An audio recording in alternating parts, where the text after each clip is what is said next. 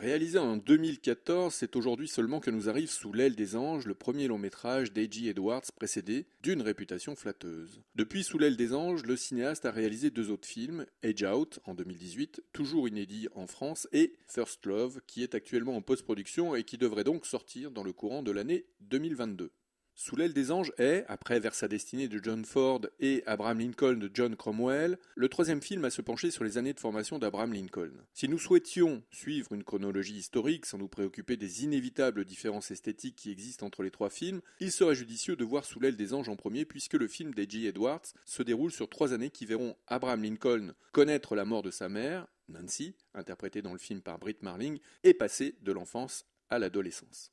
Sous l'aile des anges s'attarde sur des faits qui sont autant d'étapes identitaires aisément quantifiables dans la mesure où le film repose essentiellement sur une somme de documents qui fournissent nombre d'informations sur la jeunesse du futur président Lincoln. On citera d'ailleurs volontiers l'ouvrage d'Eleanor Atkinson intitulé The Boyhood of Lincoln, publié en 1908, qui est un recueil d'entretiens avec le cousin de Lincoln, Dennis Hanks. L'ouvrage d'Eleanor Atkinson est d'ailleurs explicitement cité dans le film d'A.J. Edwards dans la mesure où nombre de passages du livre sont utilisés pour servir la voix off qui accompagne les images du film.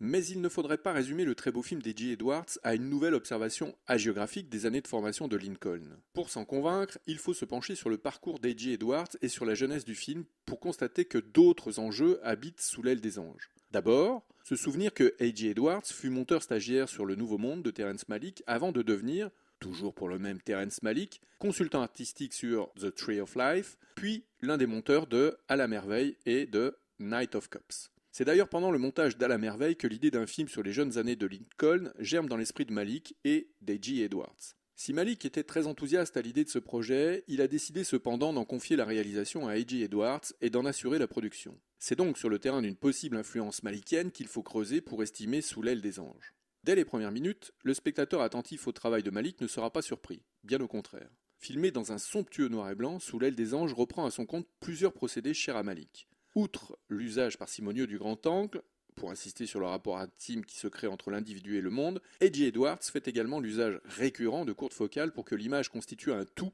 qui englobe l'humain et son environnement dans la profondeur réaliste du cadre. En bonne exégèse d'Emerson ou, plus encore ici, de Thoreau, A.J. Edwards a pour objet, à travers ce traitement formel, d'avancer l'hypothèse que Lincoln n'aurait jamais été le président qu'il a été sans les expériences sensorielles et affectives qui, dans son Indiana profond, l'ont touché. L'image vise donc à inscrire dans un paysage singulier les étapes identitaires qui ont forgé la pensée de l'individu Lincoln. La caméra, extrêmement mobile, arpente l'espace à la Steadicam. C'est qu'il est alors question de constituer un tout, insistons sur ce point encore une fois. Un tout qui a pour vocation de donner une dimension organique au monde représenté ici. Les douleurs morales ou physiques qui atteignent l'enfant se mesurent dans les interactions qui existent entre lui et la nature. Ce que la mise en scène nous indique, c'est que l'individu que l'enfant sera se détermine sous nos yeux par la retranscription visuelle de l'association qui se forme entre le psychologique, le rapport physique aux choses et l'espace topographique où a lieu la synthèse.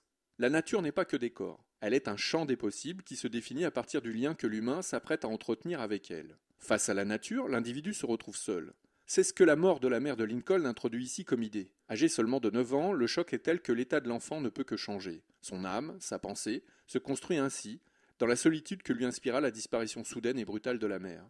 La nature se substitue alors à l'image de la mère jusqu'à l'apparition d'une nouvelle figure féminine faite de grâce, elle aussi, sa belle-mère, Sarah Lincoln, interprétée dans le film par Diane Kruger.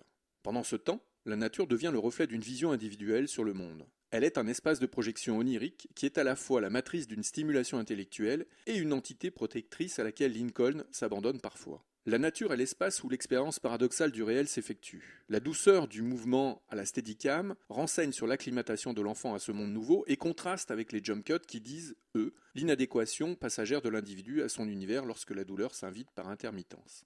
Ainsi, tout en captant différentes extériorisations visuelles du ressenti du jeune Lincoln, A.J. Edwards réussit à produire une image qui s'impressionne aussi d'un propos sur la nature. Dans le rapport de l'enfant au monde extérieur que traduit la mise en scène, le jeune Lincoln se retrouve dans un univers propice à prendre conscience de ce qu'il est au plus profond de lui-même. Le langage filmique prête, au fil des séquences, une dimension quasi mystique à la nature puisque cette dernière permet la métamorphose spirituelle et intellectuelle de Lincoln.